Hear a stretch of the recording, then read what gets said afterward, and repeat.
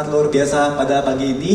Kita akan masuk teman-teman pada sesi berikutnya yang justru inilah sesi yang sangat ditunggu-tunggu pada teman-teman semua. Yaitu kita akan menginvite nih panelis-panelis yang sangat luar biasa juga teman-teman yang akan berdiskusi dan sharing kepada kita dan teman-teman semua bagaimana sih perkembangan dari Web3, NFT, blockchain yang ada di Indonesia khususnya di Pulau Dewata teman-teman. Nah, izin teman-teman saya akan memanggilkan panelis-panelis kita yang sangat luar biasa untuk maju ke depan panggung teman-teman. Yang pertama adalah Lia Sadia. Nah, Lia Sadia ini teman-teman, beliau ini memilih sebagai CEO teman-teman dari Remote Skill Academy, yaitu program pendidikan daring yang fokus pada pengembangan tenaga kerja di Indonesia dengan virtual assistance dan community manajemennya. Nah, beliau juga seorang co-managing director di Girls in Tech Indonesia. Halo, selamat pagi Mbak. Dan saat ini beliau tengah aktif membangun Robomod NFT, yaitu NFT pertama yang memiliki utility bagi pekerja remote. Oke, selamat pagi Mbak Lia. Saya panggil Mbak Lia ya? Pagi, ya. Oke, Mbak Lia udah siap untuk kita sharing-sharing di sini? Ya. Oke, thank you Mbak Lia. Panelis selanjutnya teman-teman yaitu Lisen Christiansen, yaitu memiliki pengalaman lebih dari 20 tahun teman-teman dalam berbagai industri.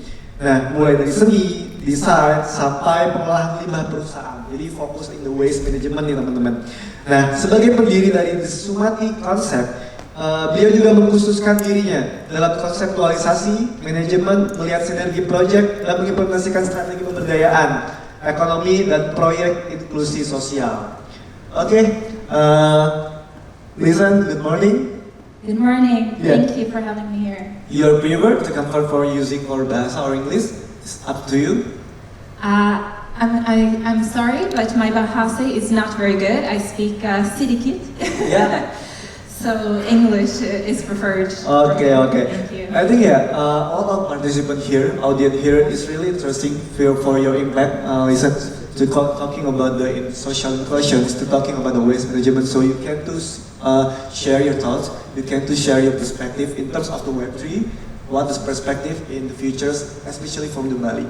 Okay, you ready? Good. So we can do discussion later from the panelists in the here. Thank you. Okay, listen.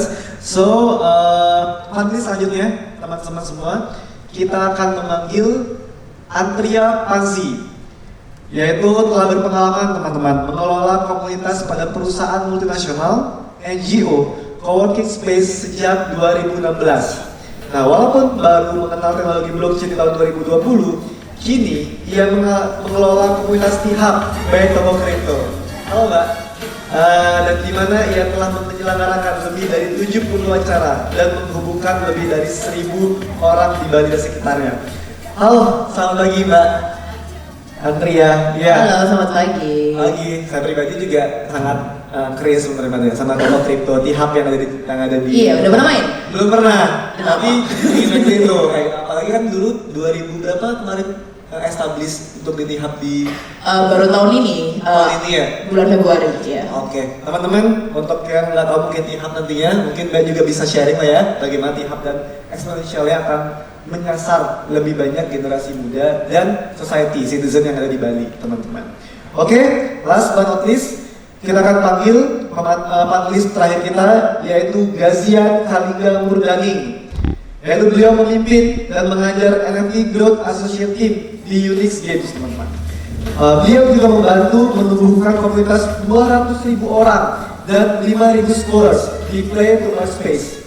Halo, selamat pagi, Mas. Selain itu, dia juga bekerjasama dengan Excellence Consulting untuk mendukung pendidikan blockchain dan membangun struktur perusahaan Indonesia dan membimbing proyek di inkubator. Halo, selamat pagi. Saya panggil Mas Bro, Tebang, Gazian. Selamat pagi. Oke. Ya. Thank you, teman-teman. Hari ini kita. Selamat pagi, teman-teman. Oke. Kita ada berapa nih? Ada 6 panelis, teman-teman, yang akan siap untuk sharing kepada kita semua di pagi hari ini. Nantinya kita akan ada sesi discussion, teman-teman ya, Q&A. Jadi teman-teman boleh banget silakan di-note, dicatat apapun yang teman-teman ingin tanyakan kepada basic atau aspek-aspek yang teman-teman curious atau penasaran di bidang Web3 ini. Oke, Sebelumnya terima kasih. Saya panggil mungkin Brusis ya dari panelis yang muda-muda semua ini. Nah, kita punya sesi sekitar 40 menitan teman-teman. Jadi kita akan discussion, let it flow saja. Nah, mungkin dari first question dulu nih. Saya mungkin bisa rapid random, tapi boleh kayaknya dari Bang Dizen dulu nih, karena yang paling pojok nih, bisa sharing dulu sama kita ya. Nah, mungkin untuk pertanyaan pertama teman-teman dari sesi panelis ini, yaitu bagaimana sih untuk budaya kerja industri di Web3? Nah, karena kan banyak banget nih anak-anak muda kita sekarang, terutama di Bali nih, yang masih awam tentang workflow, yang ada atau work culture yang ada di Web3 ini sendiri. Nah, tadi kan mungkin dijelasin sama Bang David, sama Bliana tentang bagaimana sih opportunity, tapi work culture-nya seperti apa nih kira-kira di Web3? Boleh di-sharing? Sangat menarik ya sebenarnya. Saya sharing aja pengalaman saya juga di Unix Gaming karena saya udah di Unix Gaming lagi. Sebenarnya yang paling asik di blockchain itu tadi lihat dan crypto community itu ya benar-benar community based karena dasarnya blockchain sendiri itu emang dia komunitas. Kayak tadi dijelaskan Web3 itu emang bisa jalan dengan dukungan satu sama lain gitu. Server-servernya tuh disebar gitu. Jadinya sebenarnya aku lihat normal corporate setup doesn't work anymore. Jadinya yang kayak ada hierarki gitu, hierarki misalnya CEO-nya siapa dan di keputusannya diambil oleh siapa dan lain, mungkin masih ada strukturnya ya agar jelas tetap dan ada berteratur aja. Tapi aku lihat ini sebenarnya lebih gaul istilahnya ya, lebih gaul, lebih asik ya kan terutama di perusahaan-perusahaan blockchain atau kripto yang di Bali ya, mereka benar-benar ya adjusting vibe-nya Bali gitu ya, datang ke kantor pakai sendal, celana pendek, santai aja gitu karena memang bukan dari sisi gimana profesional ngelihatnya kayak gimana, tapi resultnya ya kan, semakin kita mendukung satu sama lain semakin bagus sebenarnya sistem. Jadi teman-teman ini benar-benar working culture-nya tuh sangat mudah ya karena emang teknologinya juga mudah gitu, jadi ngepasin gitu. Oke, kayaknya Bang Hazan saya bisa dapat dua key highlight ini. Agile sama support system itu sangat-sangat enak ya untuk di work culture di dalam mode Web3, terutama di blockchain center ini. Nah, kalau misalkan dari Mbak Antria nih, terutama nih apalagi di toko kripto kan, nah bisa sih sharing mungkin ada beberapa dari teman-teman semua di sini pertanyaan adalah kira-kira toko kripto hiring nggak? Mungkin seperti itu. Tapi mungkin kira-kira mau nanya kapan TKO lagi. Nggak tahu jawab. Bisa di sharing sama teman-teman semua. Terus sih Mbak, mungkin spesifik di toko kripto work culture-nya. Jadi memang kalau saya emang sebelum tahun kripto pun selalu kerja di perusahaan yang nggak begitu konvensional ya, yang work culture-nya jauh lebih fleksibel, bisa work from anywhere. Dan itu kenapa saya mau memilih buat bergabung sama toko kripto juga karena saya melihat work culture-nya tuh mirip. Tapi nggak cuma toko kripto ya, saya ngelihat pattern yang sama sebenarnya di nyari semua perusahaan Web3 atau blockchain gitu, santainya. Ya stres enggak gitu loh, ya. Dibilang santai banget juga enggak, cuman mungkin bisa yang paling menonjol dari Web3 itu Web3 culture menurutku sebenarnya udah di-highlight sama Gozi tadi ya di komunitas. Tapi juga aku merasa people are more free to express who they really are kayak gitu. Kayak orang-orang di industri ini tuh nggak begitu peduli ya sama gaya baju. Bukan berarti kita semua langsung pakai aja boleh. Tadi sering di-highlight pakai sendal jepit sama celana pendek. Tapi bukan soal itunya sebenarnya, tapi soal berekspresi gitu. Mereka nyamannya pakai sendal jepit dan celana pendek, silahkan. Kalau kamu nyamannya pakai jas, silahkan kayak gitu. Jadi you're free to express who you are gitu. Nah, itu nomor sekian lah, nggak begitu penting. Yang penting itu adalah what's the contribution that you bring to the table gitu. Itu sih mungkin yang bikin aku merasa cocok ya sama work culture sama di Web3 gitu. It's a very fast pace sebenarnya. Kalau dibilang santai juga bohong sih, enggak. It's very fast pace karena teknologinya sendiri juga berkembang dengan sangat cepat. Jadi kita harus bisa keep up. Cuman environment itu sangat mendukung buat kita tuh ada di posisi yang performa yang oke buat keep up with the pace gitu. Okay. It's a very fast pace teman-teman. Jadi mungkin teman-teman yang memiliki agility, teman-teman yang memiliki ketertarikan untuk hustler kalau orang bilang ya, suka-suka daripada bahasa teman-teman. Nah, the right person atau the right time teman-teman untuk masuk dalam mode di industri atau Web3 pengembangan di sektor blockchain ini. Nah, kalau misalkan how about your perspective, how the work culture in the Web3 industry? You want to share your perspective in there? Well, I think this panel speaks for it as well, actually, because when we speak about work culture, it's also a matter of collaboration and cooperation. And one of the things that we're doing as well with Samati is like why we're sitting here, right? It's the collaboration that we have with the Bali Blockchain Center and with Republic Rupiah.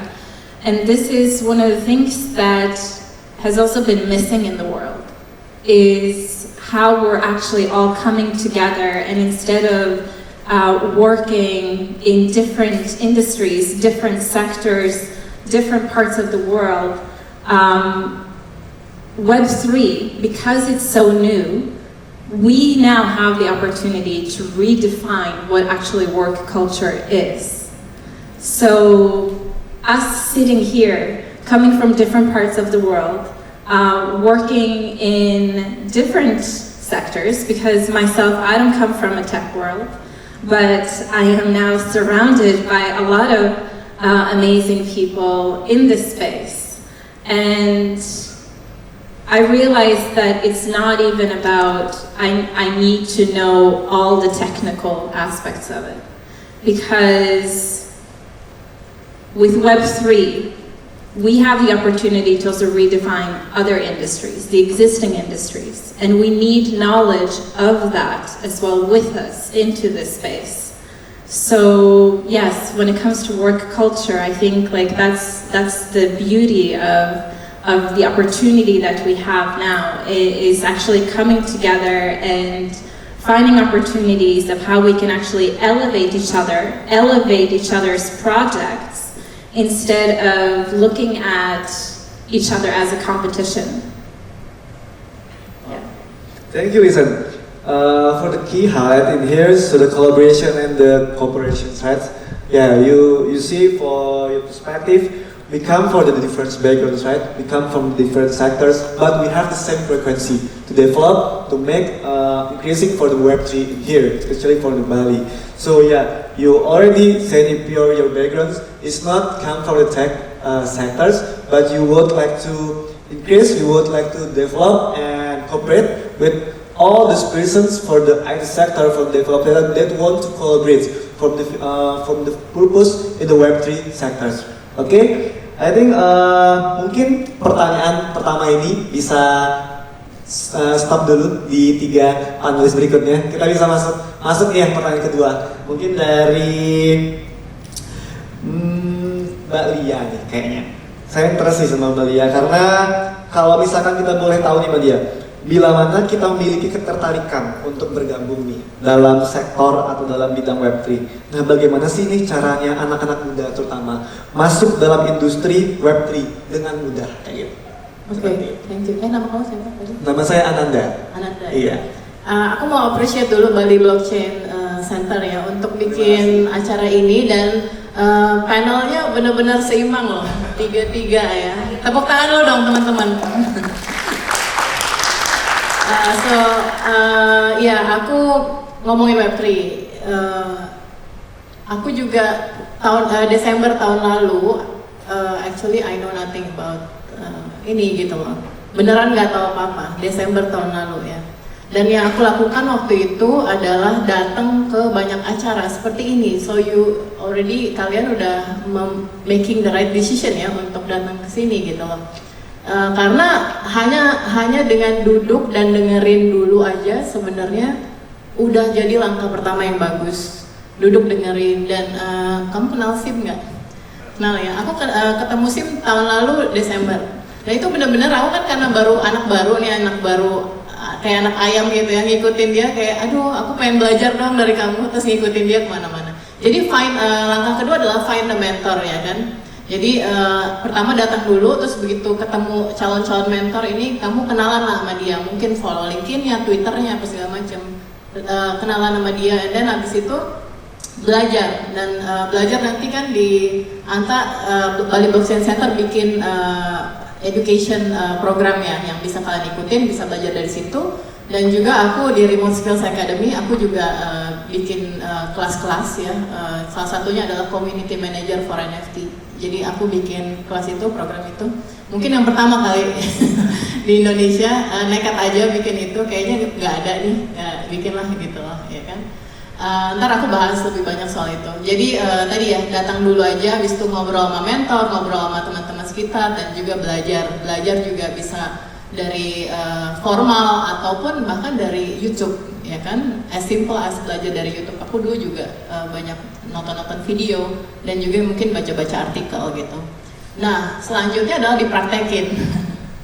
Nah, praktekinnya sebenarnya langkah paling gampang adalah kalau aku dulu bikin wallet dompet gitu, ya kan, mungkin toko kripto, ya kan, yang centralized, yang decentralized juga banyak, ya kan. Nah, itu sih menurut aku. Jadi gaul, belajar, dan juga kemudian praktekin gitu.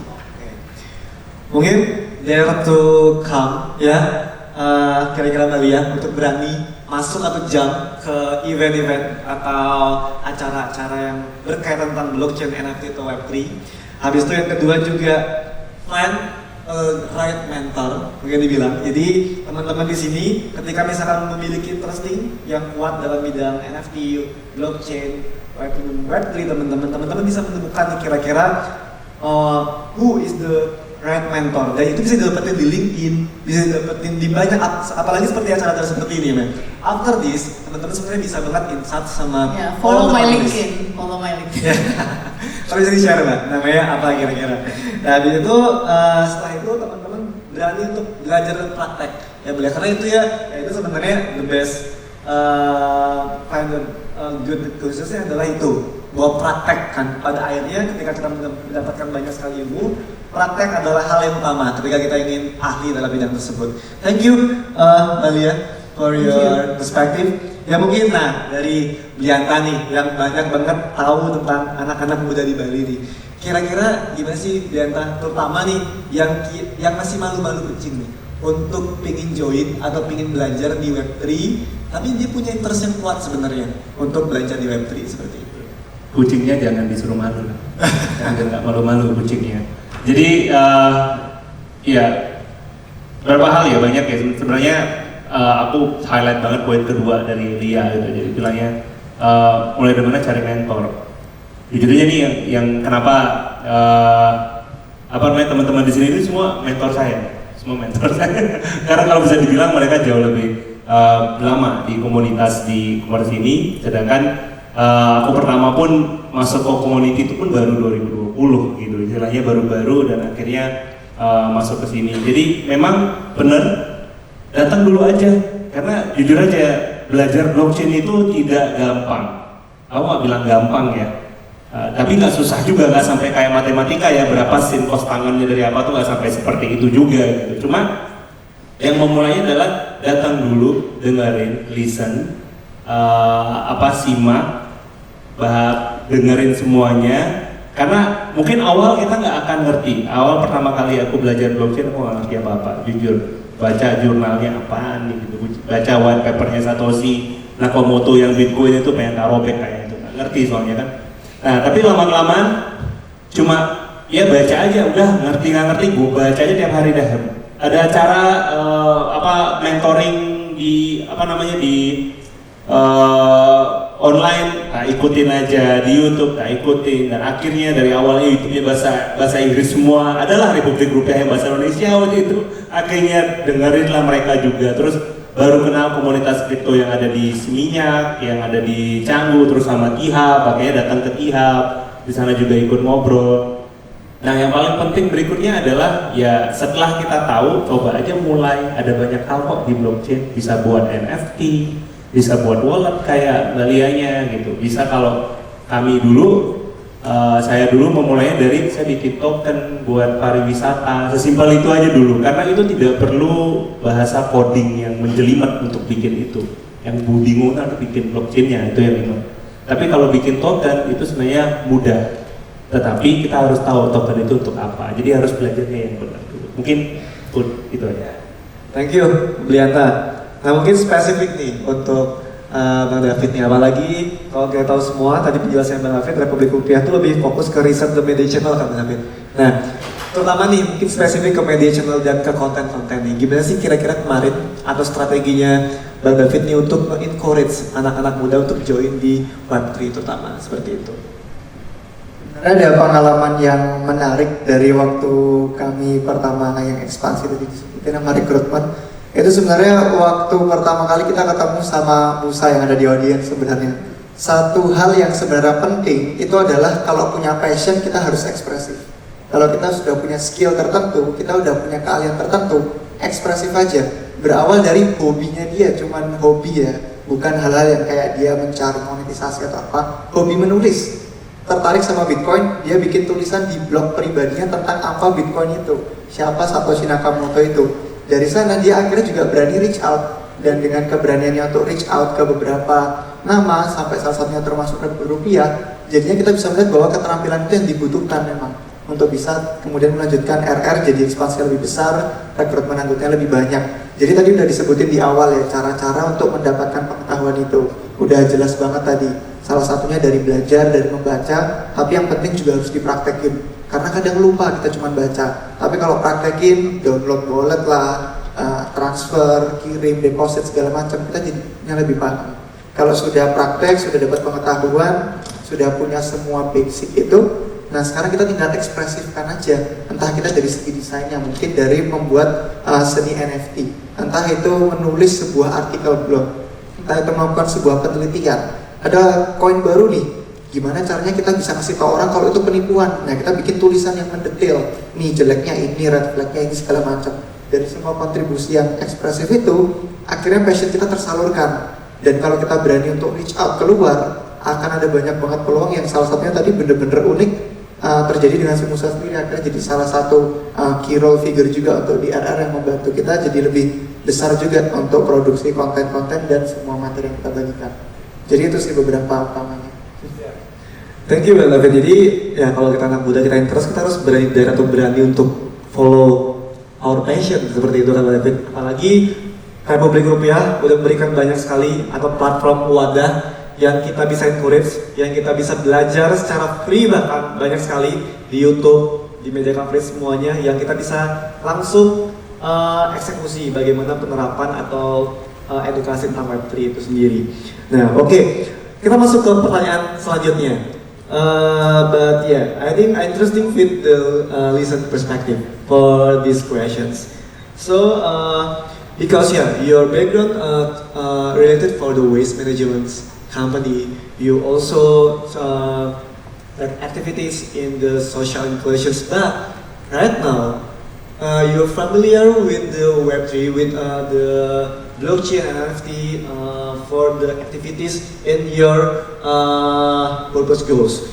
But what my question here is, what opportunities do you get on the Web3 compare on the Web2 in your perspective? Well, the opportunities that you have in Web3 compared to Web2, right, is that what already, I don't understand all the answers, but I can pick up some of the things that has been said. And the opportunities that we have to basically like reinvent ourselves. So if Web 2 was more two-dimensional in many ways, Web 3 is multi-dimensional, right? So by having a platform that is multi-dimensional in this kind of way, it allows us a deeper insight into ourselves, of how we can also fully express ourselves, how we can utilize not just one skill, but multiple skills. And I think that is also the interesting aspect of Web3, is that the world is opening their eyes to that even if you've studied one thing, but you're more than just that one thing, right? You're more than the major that you take. What other interests do you have? And Web3 allows you the opportunity to utilize all of those aspects of yourself. And this is also when we can really come into our own essence, which I think is beautiful. Because when we are in our own essence, then we also have more to give to others. So I'm drawing this quite wide right now in terms of your question, but I think it's such an interesting topic when we look at it in this kind of way as well. That the possibilities, the opportunities that Web3 is giving us versus Web2 is endless. Oke. Thank you, Lizen. Ya, kalau teman-teman mungkin simak bersama, Web2 itu atau Web2 itu dijelaskan oleh Lizen adalah dimensional, teman-teman. Dan Web3 itu lebih ke multidimensional. Nah, ini adalah key point yang teman-teman bisa highlight. Mungkin ketika kemarin tadi Bianca jelasin Web2, kita masih bingung lah, masih banyak ketika kita buat Internet Explorer segala macamnya, masih banyak spam kan teman-teman. Nah sekarang kita lebih banyak freedom to express, freedom to access teman-teman di Web3, tapi dengan beberapa konsiderasinya yang ada seperti itu. Nah pun juga kita bisa utilize multiple skill teman-teman, nah itu yang di-highlight oleh Lizen. Thank you for your perspective.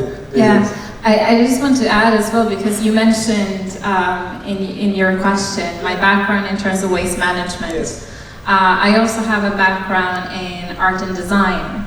So when I speak about being multidimensional, I definitely know what I'm talking about.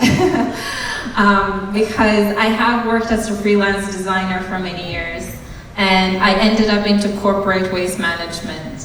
And then coming here to Bali and starting Samadhi Concept with the team, integrating Web3 and technology and education, research development, all of these different aspects of what we're doing. And I think in terms of bringing, when I thought that I had to choose one or the other. I cannot be all of these different things. I have to either be a designer, or I have to focus on waste management, or I have to work in holistic and well-being. But what Web3 has allowed is that, no, I can actually be all of these things, because all of this is part of me. And this is what, when I speak about being multidimensional, that Web3 is actually giving us this opportunity to show and speak everything of who you are. And also Web3 is allowing, for example, coming from waste management, how we can actually redefine an industry such as waste management utilizing Web3 in a way that Web2 never had the opportunity to do. Everybody knows that waste management is quite a tricky industry, right? We see waste, we see plastic and everything else floating around. It's also one of the industries that have, through decades, globally been a very corrupt industry. Now, using Web3 in waste management allows us a financial transparency, and it allows us to look at the whole supply chain of how waste management actually can bring back into the material source and supply chain. So Web2 never could do this, and this is what Web3 can do. Okay, I think so. You have a lot of the privilege in the Web3 before compared for the Web2, especially for your sectors. Listen, thank you for your perspective. Ya, kayaknya saya mau dengar dari poin dari Mbak Lia nih. Apalagi tentang Mbak Lia kan juga mungkin datangnya dulu sebelumnya bukan dari sektor ini seperti itu, dan sekarang Mbak Lia justru banyak berkecimpung dalam environment kita ini. Nah, mungkin saya mau dengar Mbak Lia, apa sih Mbak Lia rasa untuk compare nih antara Web2 sama Web3 yang Mbak Lia rasakan? Seperti itu. What your opportunity or get benefit for the Web 3 compare for the Web 2? Oke. Menarik ya. Aku adalah programmer actually by education. Jadi ngerti banget yang bikin web tuh gue juga gitu, ya kan. Jadi so aku tuh kepo banget orangnya, ya kan. Jadi begitu ada web 3 dan rame-ramenya web 3, aku kayak mikir, oke, ini apa sih gitu loh. Ini binatang apa gitu loh, ya kan. Dan apa sih bedanya sama web 2 gitu kan, yang pengen diketahui gitu. Akhirnya aku paham lah berbagai macam terminologi. Nah, di sini aku minta teman-teman untuk catat semua terminologinya dan kemudian nanti baru cari di rumah masing-masing apa sih itu yang namanya tadi disebutin soal DAO, ya kan? Apa sih token, ya kan? Dan nanti riset sendiri gitu. Nah, di Web 2 sama Web 3 akhirnya aku ngelihat kan, oh kalau di Web 3 tuh ada beberapa hal yang banyak disebut-sebut, ya kan? Misalnya kayak decentralized, ya kan? Itu poinnya sebenarnya, blockchain teknologinya ya, blockchain teknologinya. Jadi Web3 sebenarnya core-nya adalah di blockchain teknologinya. Nah, kita harus tahu dulu nih blockchain teknologi ini bisa ngapain sebenarnya, ya kan? Apa bedanya sama Web2 gitu. Nah, ternyata dengan blockchain teknologi itu allow kita untuk menjadi tadi ya decentralized, jadi transparan gitu, ya kan? Apapun yang tercatat di situ nggak bakal bisa hilang gitu, istilahnya kecatat selamanya. Dan kemudian teknologi ini digunakan untuk membuat cryptocurrency kan, sebenarnya datanglah Bitcoin dan lain-lain kan. Dan tambah advance lagi ketika Vitalik Buterin, foundernya Ethereum, bilang bahwa ini kayaknya bisa lebih dari sekedar cryptocurrency, ya kan.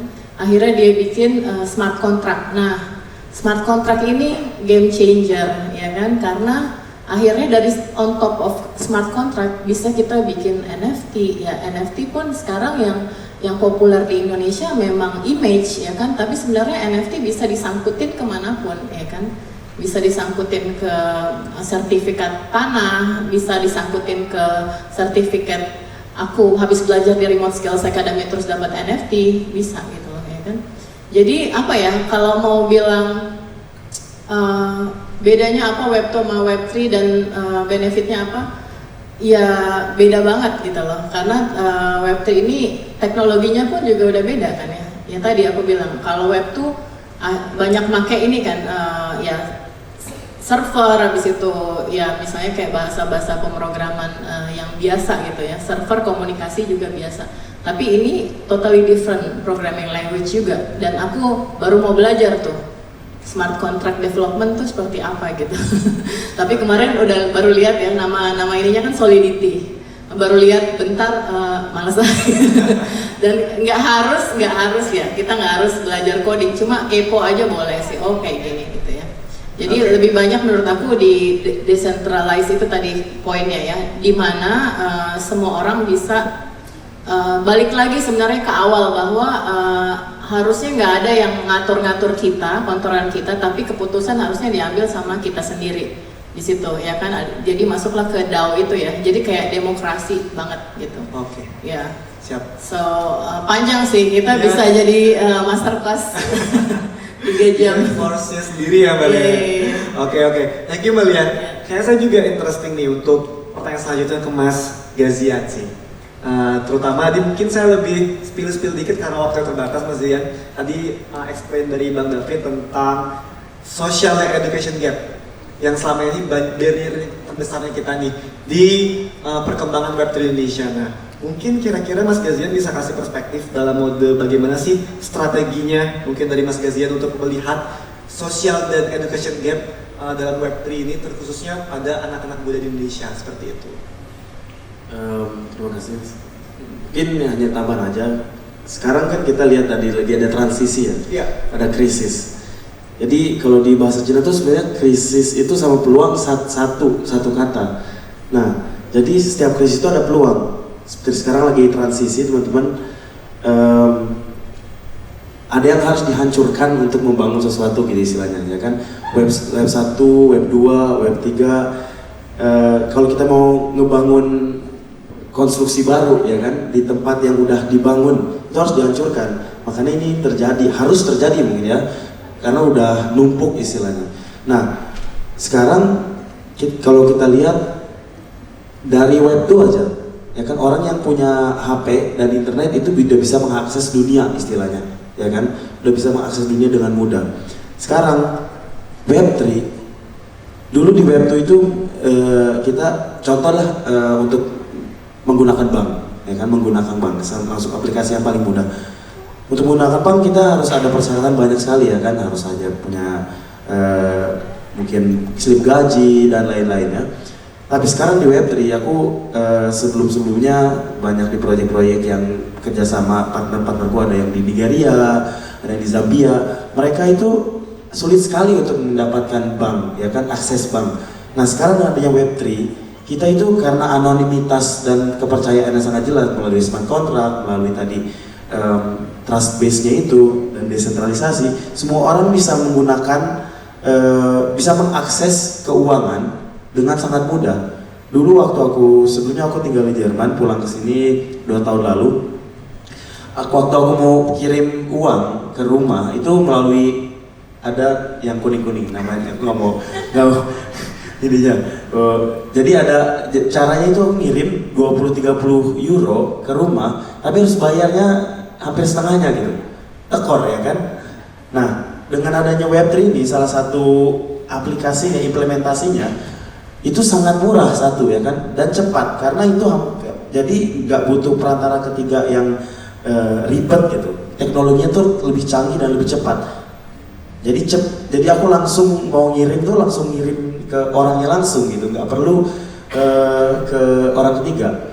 Itu sih mungkin lebih dari keimplementasinya. Jadi social justice, social gap-nya dan opportunitas atau peluang untuk orang masuk ke teknologi itu lebih gampang dan lebih cepat karena tadi itu desentralisasinya, sistem teknologinya dan sistem kepercayaannya. Oke, thank you Mas Gizan. Kayaknya efektivitas adalah kunci sebenarnya ketika kita melihat di inequality education sama social gap yang ada di Indonesia seperti itu. Tapi mungkin sedikit nih sebelum, karena waktunya terbatas sekali teman-teman semua, saya sebenarnya ingin banget dengar dari beragam perspektif dari teman-teman semua. Tapi sebelum saya mungkin di closing statement, saya ingin dengar sih di sesi Q&A teman-teman. Nah sekarang kita bakal open Q&A nih kepada teman-teman semua yang ada di sini, kepada 6 panelis kita yang udah siap nih untuk menerima question dari teman-teman semua. Mungkin kita buka 2 sesi pertanyaan dulu. Bisa ada yang ingin bertanya kira-kira dari teman-teman peserta terkait apa yang dijelaskan? Dapat hadiah nggak? Dapat hadiah nggak kira-kira nih Bapak Pandia? Harus ekspresif. Ada, dapat. Ada souvenir dari kita. Oh, ada yang angkat tangan tuh. Ya. Nah, oke, boleh. Yang di tengah bisa panitia bantu berikan mic-nya. Oke.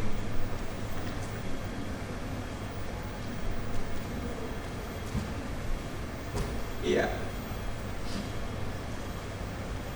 Tadi yang beli baju putih sama ada lagi kira-kira. Oke, yang cewek depannya ya. Oke, boleh silahkan. Ini pakai ini aja nih mikrofonnya. Nggak ada, Oh, nggak ada yang ngasih mic. sebenarnya. Oke, sorry. Iya. Sorry ya, kita copot semua di depan mic-nya teman-teman semua. Oke, boleh perkenalkan namanya, dari instansi atau dari mana kira-kira? Boleh silakan, izin boleh berdiri. Iya, biar ditahu ini sama teman-teman semua. Selamat pagi. Boleh. Perkenalkan, nama saya Ibu Tudi Aditya Dunarta, asal dari kampus Alfa Primata Pasar. Saya ingin bertanya pada Kak David tentang perkembangan Republik Rupiah. Tanggal dan tahun kapan Republik Rupiah itu didirikan, dan siapa teman kakak yang orang pertama itu yang mendirikan Republik Rupiah itu? Oke, mungkin boleh. Mau dijawab langsung apa dikit dulu kira-kira Mas David ya? Boleh jawab langsung karena kayak simpel langsung bisa Mas David. Iya. Jadi tadi waktu pembuatan pertamanya sebenarnya untuk tahun 2020 di waktu pandemi pertama tiga orang pertama itu waktu itu saya sama Michael yang ketemu di Australia sebagai co-foundernya. Terus sama satu lagi yang dibantu bertiga itu sama istrinya Michael. Kemudian setelah itu baru kita lanjut ke rekrutmen pertama yang editor, yang ada Dede, ada Rizky, kemudian mereka resign karena lanjut kuliah. Kemudian ada Musa yang tadi udah disebutin beberapa kali juga, sama beberapa orang lain di bagian HR, editor, operasional, sama manajer lain yang berikutnya. Kalau untuk pengalamannya sendiri, kebetulan kami bertiga yang pertama membangun RR sudah di industri ini sejak 2017-an. Waktu pertama dengar sebenarnya 2013, tapi nggak bener-bener tertarik karena waktu itu bener-bener masih awal banget dan banyak skeptisnya daripada banyak yakinnya bahwa ada peluang. Jadi benar-benar masuk pas hype besar di 2017, kemudian akhirnya mengumpulkan pengetahuan sama pengalaman untuk bikin RR di 2020 gitu. Oke, thank you. Kira-kira menjawab ya. Oke, mungkin penasaran mau buat Republik Rupiah versi Bali, mungkin bisa kita kembangin ya. Udah semua di sini sudah chapter di Bali kayak gitu. Yang oke, mungkin di depannya boleh silakan tadi ada pertanyaan dari bawahnya, silakan. Oke, mungkin bisa diperkenalkan namanya dari sesi mana dan kira-kira bertanya sama panelis yang mana boleh. Selamat pagi. Perkenalkan, saya Pandi Putu Suryawati, perwakilan dari HIPMI PT Universitas Ngurah Rai.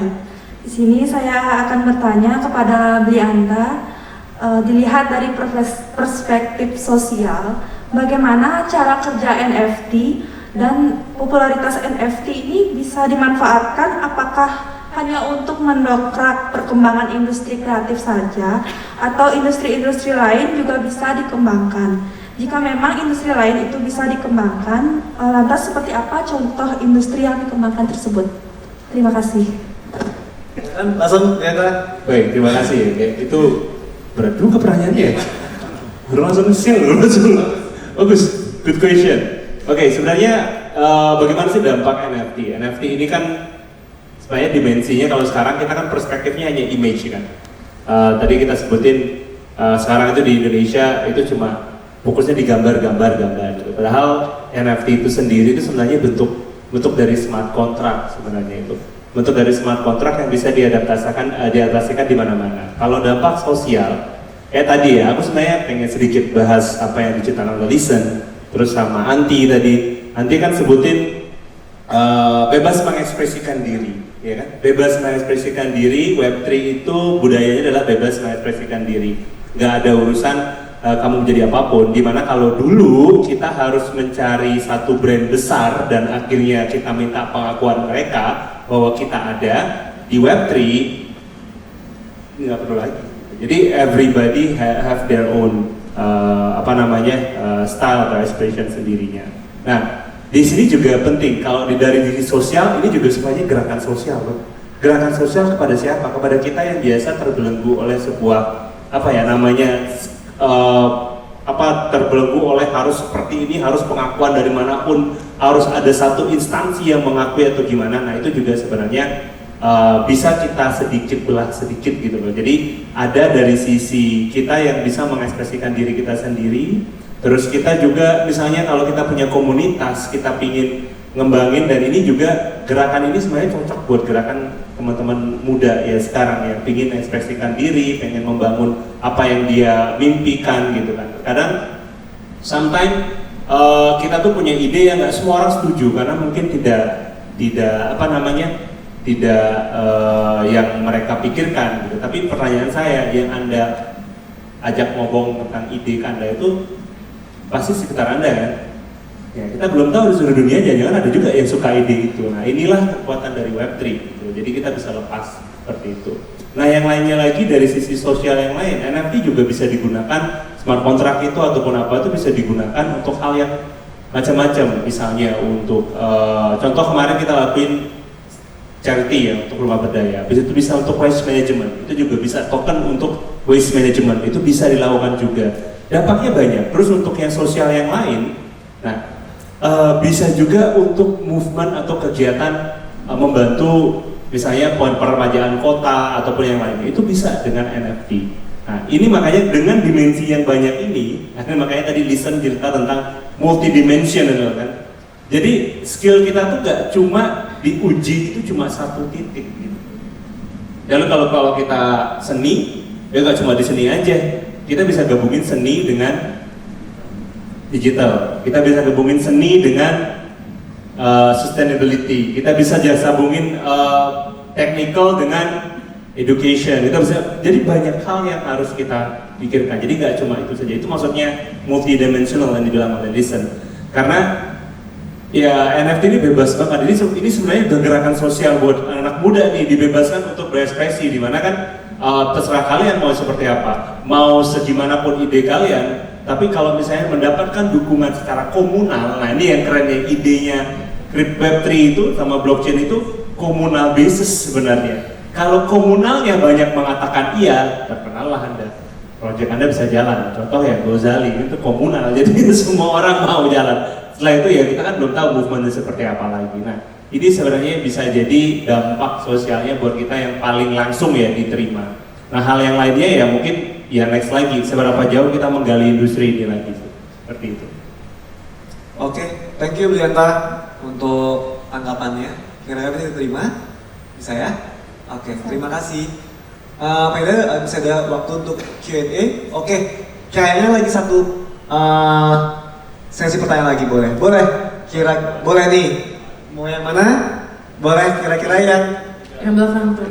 Oke, yang di belakang dulu ya. Boleh yang pakai masker, boleh diperkenalkan namanya, dari mana, dan kira-kira mau tanya ke panelis yang mana nih? Baik, selamat pagi. Selamat pagi. Izin mau nanya untuk Blianta. Boleh sebelumnya boleh diperkenalkan namanya? Oh maaf lupa. Baik, nama saya Ari dari Kita Kolektif. Oke. Saya ingin bertanya, mungkin saat ini kita sedang memasuki yang namanya crypto winter gitu, dimana secara nggak langsung ini berimbas pada industrinya itu sendiri, dimana ada beberapa company yang nge-lay off karyawannya. Nah, saya ingin bertanya gimana sih kiat-kiatnya mungkin agar kita bisa melewati fase tanda kutip sulit seperti ini. Terima kasih. Ya, crypto winter. Ini aku juga kayaknya minta bantuan juga ya, nggak cuma aku yang jawab nih kayaknya. Aku mau minta bantuan Mbak Anti yang jawab juga. Ya, jadi biar nggak aku sendiri nih pusing nih ceritanya nih. Oke, kalau kita ngomongin crypto winter ya, it's crypto winter. Kalau kita ngomongin crypto ekonomiknya ya emang winter. Trading crypto lagi pada di bawah semua, tapi sebenarnya efeknya bukan karena crypto ya jelek enggak, tapi memang lagi resesi. Nah, banyak negara yang lagi kena resesi. Kita juga Indonesia kan udah apa belum sih? Belum ya? Belum kan? Semoga tidak ya. Oh, tidak. Tapi di Bali udah resesi dari 2020 sebenarnya. Jadi mungkin kalau kita ngomongin itu iya. Tapi kalau kita bahas kripto atau blockchain ekonomi itu sendiri, kalau kita kan ada namanya di Web3 itu ada local ecosystem kan, satu teknologi bisa empowering. Sebenarnya kripto itu nggak harus urusan sama cryptocurrency di sana, kita aja di komunitas aja sepakati pakai kripto untuk membantu kita ya sebagai mungkin token of appreciation dan segala macam, itu masih bisa berjalan loh. Nah, sekarang kalau dibahas bagaimana kita bisa menghadapi layoff dan segala macam, ya pasti satu hal ya. Layoff itu sebenarnya ada banyak, startup layoff yang kemarin, startup winter atau gimana pun, sebenarnya ada banyak. Aku nggak bisa bahas di detail ya, cuma secara garis besar banyak penyebabnya sebenarnya. Startup seperti itu. Yang pertama yang paling ketara adalah saat itu belum bisa menghasilkan uang, itu sih. Nah, makanya mungkin dalam kita membangun sebuah project atau perusahaan, kita harus clear bisnis modelnya seperti apa. Karena banyak kan startup founders itu idenya pasti keren, tetapi when we asking them how to make money, there is a problem, selalu problem. Dan Web3 itu bisa memberikan jembatannya seperti apa, karena ada mekanisme tokenisasinya itu. Nah, mungkin dari aku itu aku mau ngasih ke boleh, Nadia, waktunya lagi Kartin, boleh silakan Nadia. Iya, jadi benar sih yang Blianta bilang ya. Ngomong-ngomong soal layoff juga memang lagi tren ya belakangan. Jujur mungkin kalian teman-teman udah baca kalau toko kripto sendiri juga baru melakukan layoff ya bulan lalu sebagai usaha buat tetap bisnis ini bisa sustainable buat lebih lama lagi. Tapi fun fact-nya adalah kita layoff 40 orang dan nyaris 100% udah keserap sama company lain gitu. Karena sekarang title X company in Web3 company itu turn out very sexy ya gitu, dan lagi banyak banget project-project baru yang lahir yang emang butuh nih gitu. Apalagi kalau misalnya kamu udah punya pengalaman di bidang Web3, blockchain, kayak oh ya udah hire aja orang yang udah punya pengalaman gitu. Jadi kalau soal layoff, apa ya, it's something yang kita harus hadapi bersama sih, dan gak cuma di company Web3 ya, kayak Shopee, company Web2 yang besar juga sedang mengalami hal yang sama. Kita gak cuma crypto winter, kita lagi tech winter sebenarnya sekarang. Tapi tadi pagi aku baru baca berita gitu kalau Google Ads itu lagi merugi banyak, ikut terefek sama crypto winter. Kenapa? Soalnya karena crypto lagi winter, ternyata salah satu main income-nya mereka paling besar itu adalah ads dari perusahaan-perusahaan kripto gitu. Jadi itu emang kita lihat seperti bad news ya. Cuman kalau ngelihat from other perspective, let's see how this industry itu udah segitu besarnya impact-nya gitu loh di company Web2 sebesar Google gitu ya. Dan cuma as a matter of time sampai mereka mengadopsi teknologi ini. Bahkan udah berjalan sebenarnya sekarang ya. Kayak Siri itu kan Web3 sebenarnya. Sirinya Apple kita udah pakai sehari-hari gitu. Jadi nggak usah khawatir, the technology just get started, peluang dan kesempatan tuh masih banyak. Kita cuma memang ini sekarang lagi buruk, kondisinya kurang baik buat semuanya. Cuman ya kita juga yang bisa turn this condition around jadi lebih baik. Kita harus bisa lihat kesempatan di setiap kondisi yang kayaknya nggak ada kesempatan nih, tapi sebenarnya pasti ada kok. Gitu. Terima kasih. Oke, thank you Mbak Antria. Mungkin ya, karena kita punya waktu sedikit sekali teman-teman, bukan closing statement ya, mungkin untuk close di seminar pada pagi ini saya mau dengar sih, mungkin 3 kata atau 3 words describe the Web3 dari mungkin Mas Gizan, boleh, silakan 3 words. Kalau disuruh banyak, ya saya mau banyak ini di 3. Trust, kepercayaan, Ya, freedom, kebebasan, community, komunitas. Oke, thank you Mas Gazian. Oke, Nggak boleh sama nih, nanti dia yang pressure, kita habis kalian. mau punya waktu nih. Nah, IBM sudah ada standby ini. Kira-kira dari mana? Oke, jadi kalau Gozi bilang trust, lalu bilang trustless. Oke, bos. Iya sebenarnya both ways ya, kita saling percaya dan tidak perlu percaya, soalnya the system works itself. Trustless, diverse,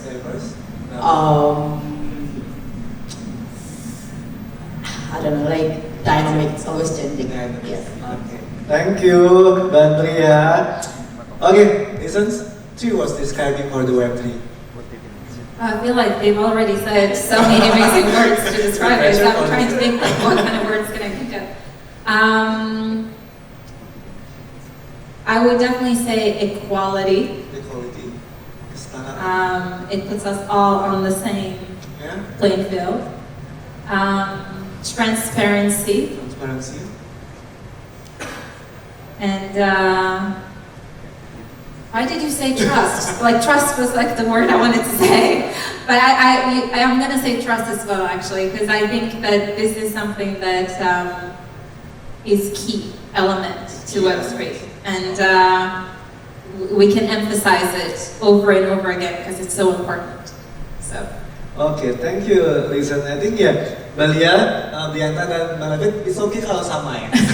It's okay. It's not a pressure for you, both of you. But ya, it's okay kalau sama. Boleh 3 words.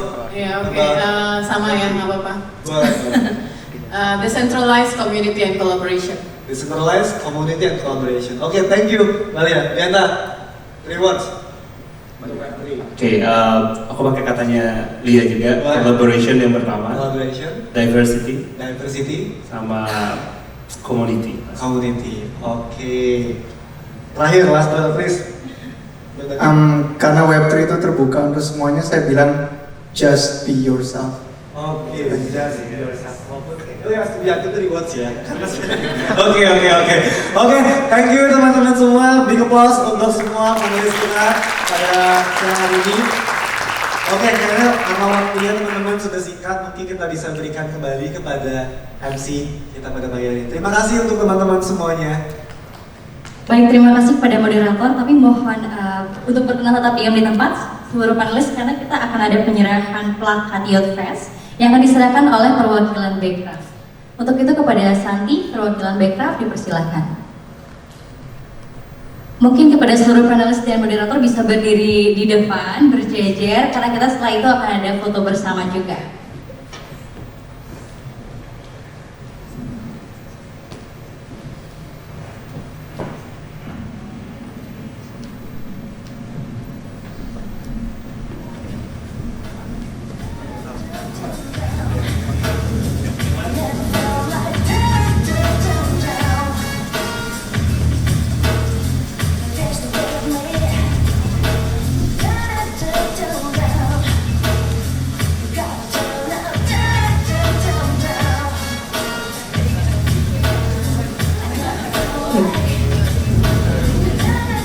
Mungkin boleh sambil melihat ke arah kamera, memasang wajah tampan dan cantiknya ke arah kamera dulu, sambil diberi plakat.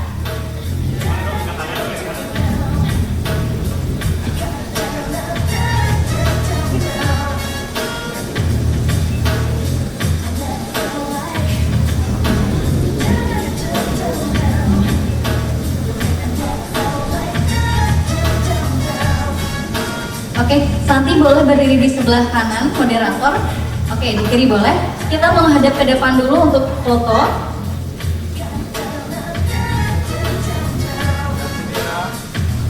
Satu, dua, tiga. Satu, dua, tiga.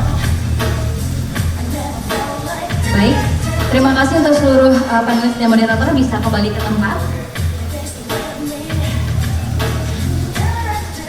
Oke, langsung saja kita juga akan memberikan door prize ya. Sesuai janji tadi akan ada door prize untuk seluruh peserta yang tadi sudah bertanya. Mungkin bisa angkat tangan dulu yang bertanya tadi siapa aja? Ada 4? Oke, benar ya, ada 4 penanya ya. Oke, mohon ditunggu sebentar, nanti kita akan panggil juga ke depan ke atas panggung untuk diberikan door prize menarik.